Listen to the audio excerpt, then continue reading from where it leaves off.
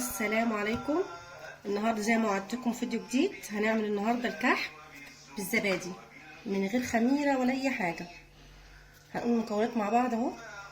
هنحتاج كوبايه ونص سمن، كوبايتين زبديه، ومعلقتين سكر بودره، وطبعا سمسم على كيلو دقيق، وطبعا الفانيليا،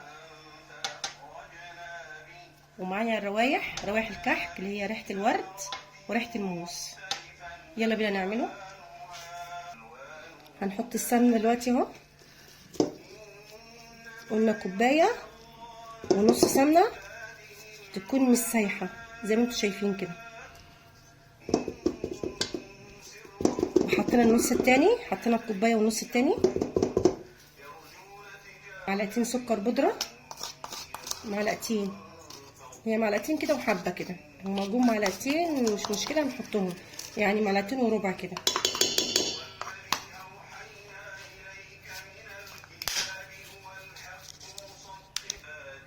وكوبايتين زبادي. هنحط اول كوبايه معاكم، الكوبايه التانيه،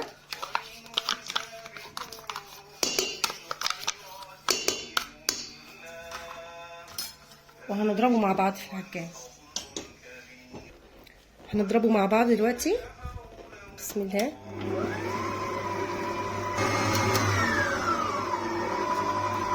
هنحط ذرة ملح كده صغيرة،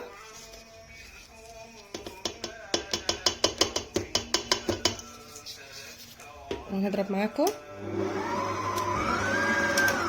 احنا كده خلصنا الضرب اهو. احنا عايزينه بالقوام ده اهو. بصوا الزبادي والسمنه والسكر اتضربوا، عايزينه نفس الطريقه دي اهو، يبقى عامل زي كريم شانتيه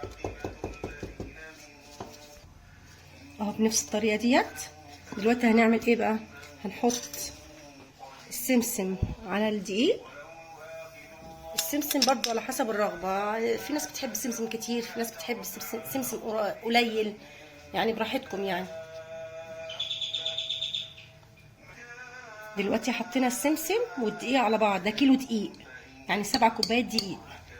هنحط بقى بصوا معلقه بيكنج باودر بس واحده، عشان الزبادي طبعا فيه خميره، هو هينفش لوحده عشان ما يبص منكم في الفرن. وهنحط الدقيق على الخليط اللي احنا عملناه. بسم الله. بصوا ونبس بقى، نقلب الخليط في بعضه كده، وبعد كده نبس العجين. هنقلبه كده عشان نبس الدقيق. هنحط الحبه التانيين مع بعض. بصوا هنحطهم كلهم.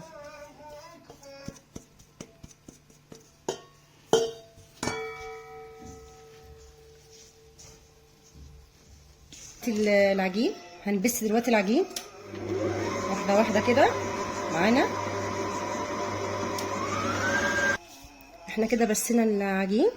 بصوا شايفين منظره عامل ازاي اهو، عامل زي كده ايه الرمله اهو.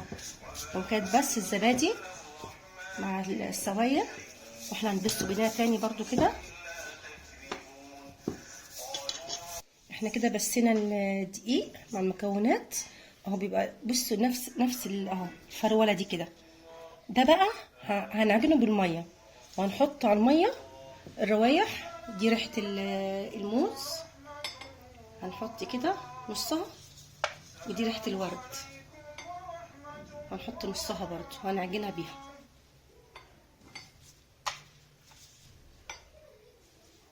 وهنا ده عكس التاني، الكحك المقدوح ده هنعجنه بالميه لغايه ما نشوف العجينه في ايدنا، يعني على حسب ما ياخد. هوريكم دلوقتي. دي الميه وعليها الروايح، هننزل بيها شويه بشويه كده. بسم الله. ميه دافيه ما تكونش ساقعه.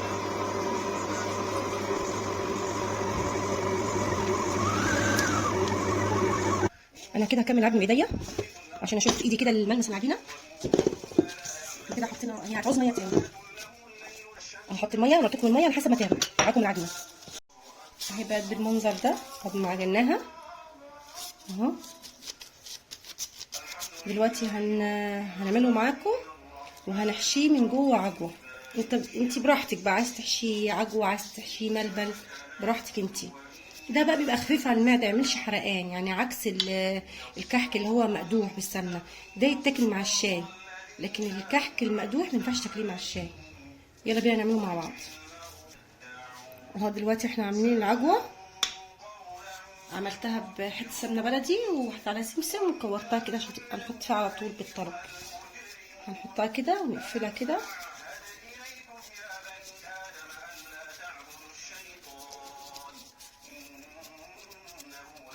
اهو بالمنظر ده. عايز تعمله بالمكبس تعمله بالشوكه، عايز تعمله بالشوكه بالسكينه بالمكبس زي ما انت عايز. انا ده شكل بالسكينه، هنعمله كده مع بعض اهو بالمنظر ده. نحطه في الصينيه. هنعمل شكل تاني.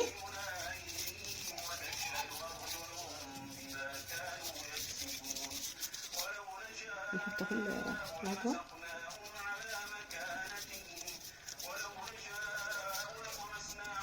ندوس عليها. وده شكل تاني برضو بالشوكه.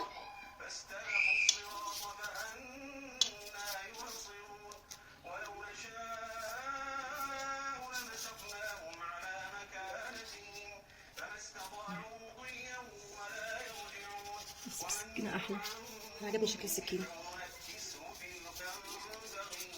بصوا احنا هنخلص الكميه معاكم ونرجع لكم تاني. احنا دلوقتي خلصنا. كيلو دقيق طلع معانا 4 صواني غير الصينيه اللي في الفرن. هنخلص ونوريكم. طبعا ده متحطلوش سكر بودره عشان هو من جوه اصلا فيه عجوه، بيتاكل كده من سكر بودره.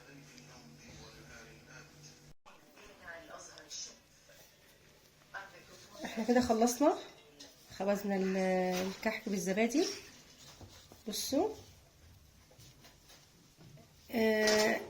تسميها معموله، تسموها معموله، تسموها كحك. بصوا تحفه، يعني مع كوبايه شاي بلبن هيبقى طعمه لذيذ جدا.